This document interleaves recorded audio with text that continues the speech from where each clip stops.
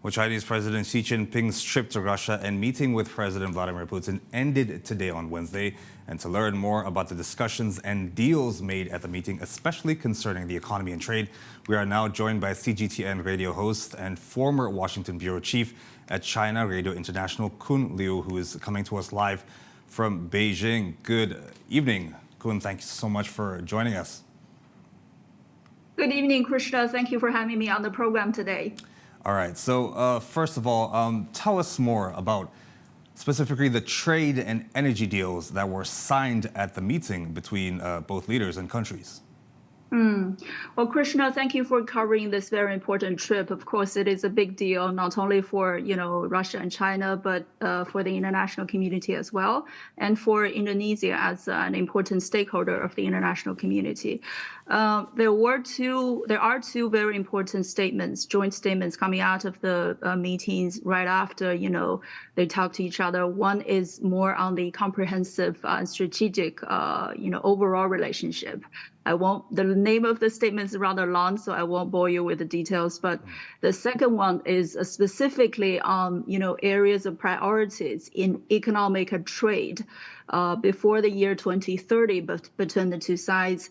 Well, actually, in this statement, 8 areas were mentioned, including trade, energy, finance, logistics, agriculture, and of course, energy, investment, etc.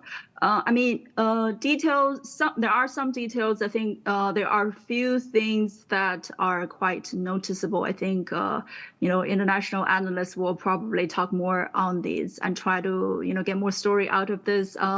One is that the two have decided that they want to diversify e-commerce. Between the two. We are already in China. We have Russian commodities coming into Chinese households like Russian chocolate, Russian honey, etc. But some Chinese press have reported that some Russian vendors intend to open online shops, to sell more commodities to Chinese consumers. The second thing is, I think people will immediately notice that the two have mentioned that they will diversify ways of payment of bilateral trade and investment.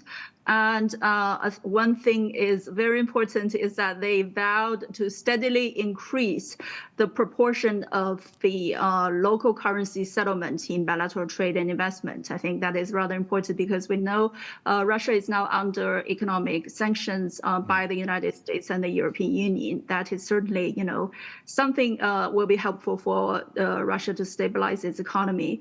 And another thing is that, they will try to find more ways of payment to, implement payment innovation. But as for this, I think we'll have to wait for more details. On energy, one thing which is very important is that, aside from the already existing trade and investment energy projects, that is, they said in the statement that they will try to diversify forms of cooperation, including perhaps a share of technology and equipment in the energy area. Well, on top of this, I want to remind you, as well as our audience here, I think all these, the things that I just mentioned, are on top of already existing very big volume of trade and economic, exchanges between the two sides. Remember last year, the bilateral trade volume between the two sides exceeded $190 billion. And, China, of course, is Russia's largest trading partner, and Russia is China's 9th largest trading partner. And 3 important energy projects between the two sides have been existing for quite some time. One is on oil export from Russia to China's northeastern provinces, which is traditionally, a basis for China to develop its heavy industries. And another thing is natural gas pipelines running from Russia from the Siberian area to China's border city between Russia and China on the northeastern corner of China, and that natural gas pipeline will run from that border city to China, to the south to China's biggest economic and financial center, Shanghai. And one more important thing is that there is a very important project between the two sides in LNG, liquefied natural gas. The project is called Yamal Liquefied Natural Gas Project. Russian energy company Novatek and Chinese energy company PetroChina, as well as French energy company Total, have all invested in this. Of course, they have different shares. But I think, all these are rather important existing projects, and something we can look forward to between the two sides moving forward, especially I think in finance and e-commerce. Right. So I mean, based on your report, there it seems like following this meeting, there is a deepening and strengthening of both economic and trade ties between Russia and China, which already hit a new record high last year. And of course, energy is very key here for the world as well, especially following the outbreak of the Russia-Ukraine war, or the Ukraine crisis. Now, this meeting comes as that crisis still continues. China, they released a 12-point position on the Ukraine crisis. They called for the stopping of unilateral sanctions and keeping industrial and supply chains stable.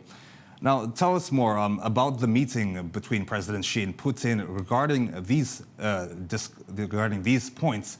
Were there any discussions and decisions or actions taken? Well, very important question, and very good observation in terms of the commitment of both sides on the supply chains. This is actually included in the other statement, which I just told you, this statement on the overall comprehensive strategic partnership between the two. In that statement, they said they will try to protect the cross-border energy infrastructure, as well as stabilize the energy supply chains across border, and also between Russia and China.